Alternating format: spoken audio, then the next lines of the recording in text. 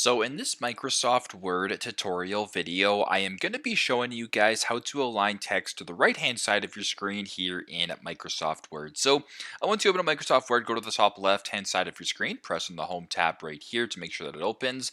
Then once that is done, just simply type in whatever text you're looking for. So by default, if I wanted to do right side, just for example, everything that you're going to start is going to be from the left hand side. So if you press on return, type in something, it'll then once again be aligned from left to right. Now, if you want the changes from right to left, it's fairly straightforward. I'll highlight the text right here, go to the alignments right here. So there's left alignment, middle alignment right here is the right alignment, or aligned to the right hand side of your screen. Press on this option right here, and there you go. And that text will be going from right to left here. So if you were to go ahead and press on return, it'll then start from the right side. So pretty straightforward, pretty simple. This is how to align text to the right here in Microsoft Word. Thanks again for watching, and I hope this video helps.